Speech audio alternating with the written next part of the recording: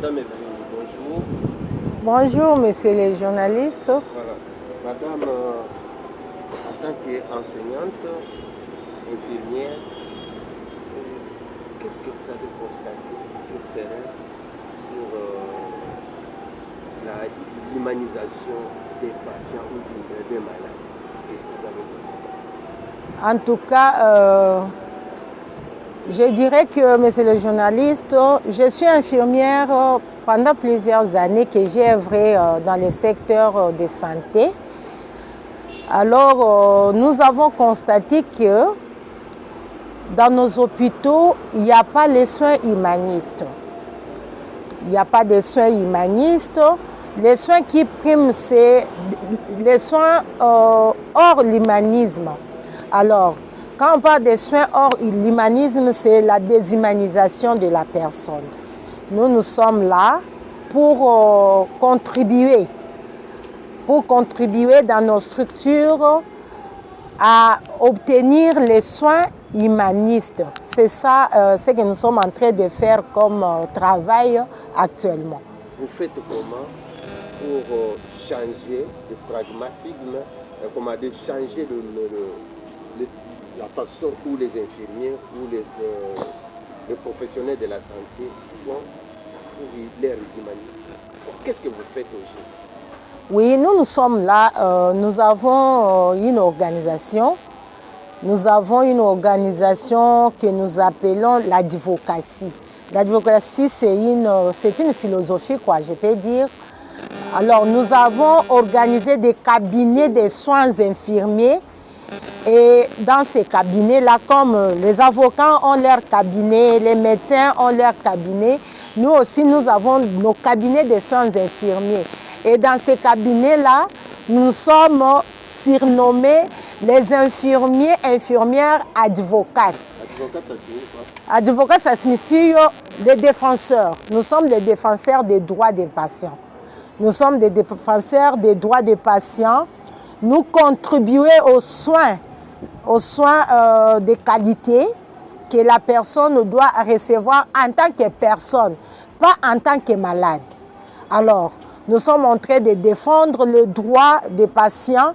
Nous sommes en train de mettre la personne dans ses droits. Et nous sommes en train surtout de donner l'autonomie à la personne qui nous arrive comme en tant que malade. Donc, on lui donne son autonomie, on nous donne son respect, on lui donne sa dignité, on lui donne sa valeur. Voilà au moins ce que nous sommes en train de faire actuellement, messieurs les journalistes. Nous sommes en train de chercher de voies et moyens à implanter ces cabinets-là d'advocacy dans tous les hôpitaux de la RDC. Et on commence d'abord ici dans la ville-province de Kinshasa.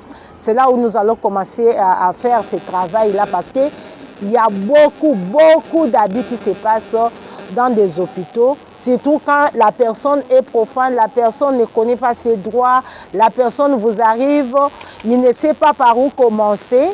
Et les gens qui ne connaissent pas la déontologie, l'éthique, tout ça, et la personne ne se retrouve pas en tant qu'un être humain qui mérite son respect, qui mérite sa dignité, qui mérite sa valeur. Voilà, au moins nous sommes en train d'aider ces gens-là au travers. Aussi. Nous formons aussi, parce que moi-même je suis formatrice des autres.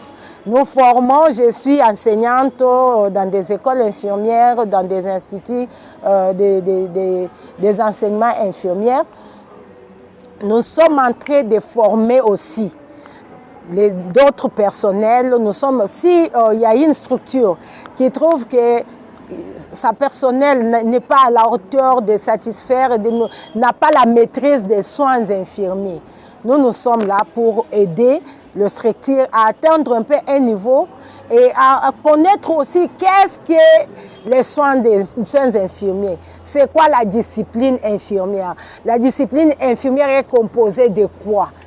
Et quand vous connaissez toutes ces choses-là, vous êtes à mesure de rendre un service loyal à la population. Voyez, même la Bible dit, mon peuple périt faute de connaissances. Donc quand on connaît, on fait des choses à la hauteur. Alors, nous avons notre cabinet d'advocates où nous sommes en train d'aider des personnes qui n'ont personne. Vous pouvez être en Europe, votre famille est restée ici, votre maman, votre frère, votre père, il est malade. Il n'y a personne pour lui rendre service. Par exemple, il est hospitalisé, il n'y a personne pour être avec lui, il n'y a personne qui peut suivre ses soins. Dans notre cabinet, nous sommes là pour rendre service à la population. Donc, on va vous rendre service et vous allez recevoir les soins de qualité. Et c'est là, quelle que soit l'institution où vous serez admis, nous avons l'accès.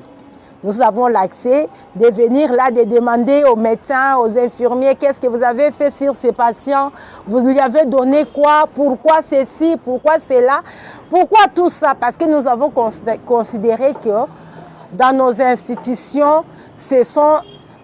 on donne des soins pas concentrés sur la personne. Là, on traite seulement la catégorisation. Donc, on classe la maladie, les signes, les causes de la maladie et les traitements. On ignore l'aspect personne. Alors, c'est pourquoi nous sommes en train de lutter. Dans notre cabinet, nous sommes en train de lutter contre la déshumanisation de la personne. Nous voulons ramener les soins infirmiers au niveau humanisme. Est-ce que vous avez des tâches faciles, on vous autorise d'accéder dans d'autres cabinets facilement? Oui.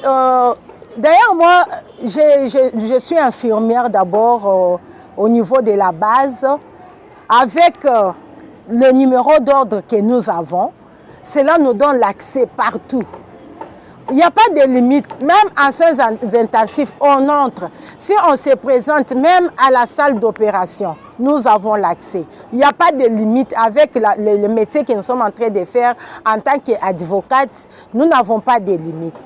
Alors, c'est pourquoi nous voulons assez que plusieurs personnes s'associent à nous pour combattre la déshumanisation de la personne, ramener les soins de santé au niveau humanisme, au niveau humanitaire.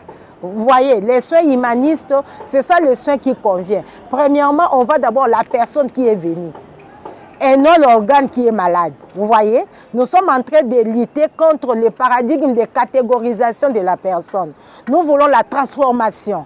La transformation qui est basée sur les concepts centraux de la discipline. Voilà au moins ce que je peux dire sur ça. Madame, une petite question.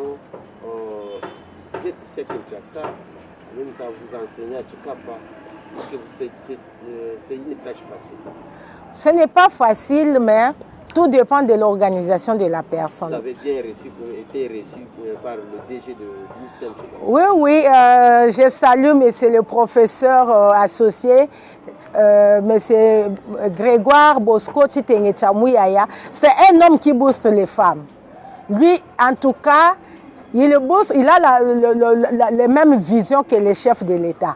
Il est en train de booster la femme et il nous facilite aussi la tâche, nous qui sommes ici à Kinshasa, d'aller enseigner là-bas. Je ne suis pas seule. Il y a des assistantes, des professeurs qui habitent ici, mais qui partent dispenser cours à l'ISTEM Tchikapa. Alors, vous savez, avec l'enseignement, tout ça ne se passe pas dans une journée ou dans une même période, non. Il y a des horaires, vous voyez. J'organise au moins mes horaires. Je sais que telle période, je serai à Tchikapa, telle période, je suis à Kinshasa. C'est comme ça que je m'organise. Tout ne se passe pas au même moment. Quel message adressez-vous à toutes les femmes qui vous suivent? En tout cas, chères femmes, je vous dirais qu'être femme n'est pas dit qu'il faut être faible, il faut être seulement à la cuisine. Non. Actuellement, la femme doit se battre.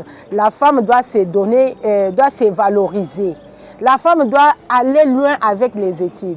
Moi, j'avais commencé les études comme tout le monde commence. Aujourd'hui, je suis au niveau des doctorats. Je suis doctorante.